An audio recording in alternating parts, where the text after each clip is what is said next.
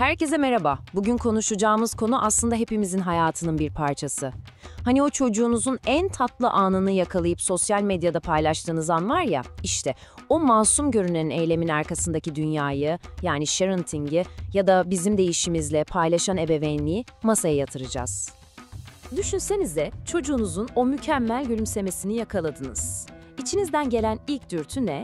Tabii ki o anı hemen sevdiklerinizle, anneannesiyle, en yakın arkadaşınızla paylaşmak. Bu o kadar doğal ki, ama durun bir saniye, o paylaş butonuna basmadan önce belki de bir an durup düşünmemiz gereken çok ama çok önemli şeyler var.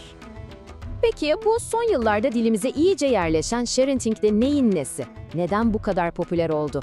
Gelin bu fenomenin ne olduğuna biraz daha yakından bakalım. Aslında olay çok basit. İngilizce share yani paylaşmak ve parenting yani ebeveynlik kelimeleri birleşiyor ve karşımıza bu terim çıkıyor. Bu modern çağın ebeveynlik tanımını adeta yeniden yazıyor. Belki de siz bile bunu hiç fark etmeden her gün yapıyorsunuz. Tabii insan soruyor neden yapıyoruz bunu? Sebepleri aslında çok insani, çok anlaşılır. Uzaktaki akrabalarla o güzel anları paylaşmak istiyoruz. Başka annelerden, babalardan akıl almak istiyoruz. Ya da sadece çocuğumuzla ne kadar gurur duyduğumuzu göstermek istiyoruz. Sosyal medyada bütün bunlar için bize anında bir platform sunuyor. Ama madalyonun bir de öbür yüzü var. Peki o paylaş butonuna bastık. Sonra ne oluyor? İşte asıl mesele tam da burada başlıyor. Çünkü o an var ya, o an kontrolü aslında tamamen kaybediyoruz. Ve dijital ayak izi dediğimiz şey tam olarak bu. Düşünün, daha anne demeyi öğrenmeden internette koskoca bir kimlikleri oluyor ve bu kimliği biz yaratıyoruz. Onların adına, onlara hiç sormadan. Tamamen iyi niyetle kalıcı bir online kayıt oluşturuyoruz. Bu kayıt onların gelecekteki tüm dijital yaşamlarının temeli olacak. Sakın ama ben silerim demeyin, çünkü işler öyle yürümüyor. Bakın bu alıntı durumu ne kadar net özetliyor. Yani bir kere internete düştü mü, geçmiş olsun. O fotoğraf, o video artık bizim kontrolümüzden çıkıp internetin devasa arşivinde bir yerlere kaydediliyor. Madem bu kadar kalıcı, madem kontrol bizde değil, o zaman asıl sormamız gereken soru şu: bununla birlikte gelen görünmez tehlikeler neler? Hadi şimdi bu risklere daha yakından bakalım. Şimdi aklınızda ilk gelen şey ne? Aman ergenliğinde o komik banyo fotoğrafını görüp utanır en fazla diyorsunuz değil mi? Keşke. Keşke sadece bu kadar olsa. Ama değil.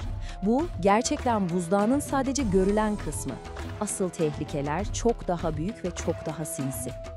Bu liste durumun ciddiyetini gözler önüne seriyor. Dijital kaçırılma ne demek biliyor musunuz? Bir başkasının sizin çocuğunuzun fotoğrafını alıp "bu benim çocuğum" diye sahte bir hayat kurması demek. Ya da paylaştığınız doğum günü, okul adı gibi bilgilerle kimlik hırsızlarının çocuğunuz adına hesaplar açması. Bunlar korku filmi senaryosu değil maalesef. Her gün yaşanan gerçekler.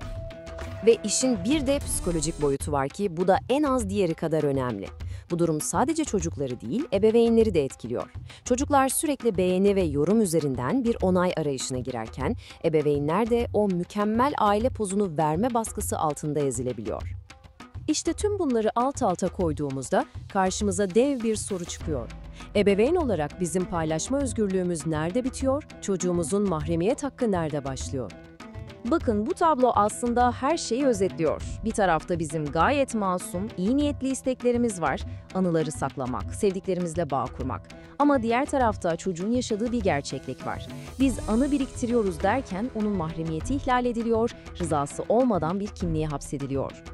Hukuk ve etik bu konuda aslında çok net bir sınır çiziyor. Diyor ki her ne olursa olsun çocuğun üstün yararı, yani onun güvenliği ve iyiliği ebeveynin ifade özgürlüğünden her zaman ama her zaman önce gelir. Nokta. Bizim özgürlüğümüz onların güvenliğinin başladığı yerde biter. Peki ne yapacağız? Telefonları çöpe mi atalım? Sosyal medyayı tamamen bırakalım mı? Hayır, tabii ki hayır. Amaç yasaklamak değil, akıllıca kullanmayı öğrenmek. Yani paylaşımı durdurmak yerine akıllı paylaşıma geçmek. Gelin nasıl yapabileceğimize bakalım. İşte size bir şey paylaşmadan önce sadece 10 saniyenizi alacak 4 adımlık bir düşünme rehberi. Özellikle o ilk soru var ya, o sihirli soru. 15 yıl sonra çocuğum bunu gördüğünde ne hisseder? Bu sorunun cevabı size çoğu zaman doğru yolu gösterecektir. Ve işte birkaç basit ama hayat kurtaran ipucu daha. Mesela şu konum etiketlerini kapatmak. İnanın bir saniyelik bir ayar ama çocuğunuzun okulunun, evinizin adresinin yanlış ellere geçmesini engelleyen dev bir adım. Bu küçük detaylar onların güvenliği için çok büyük farklar yaratabilir. Ve son olarak bu soruyla sizi baş başa bırakmak istiyorum. Unutmayın, bizim bugün attığımız her post onların gelecekteki dijital hikayesinin bir parçası oluyor ve o hikayeyi henüz kalem bizdeyken doğru yazmak tamamen bizim elimizde. Onları koruyacak, onlara güç verecek bir hikaye, bu bizim en büyük sorumluluğumuz.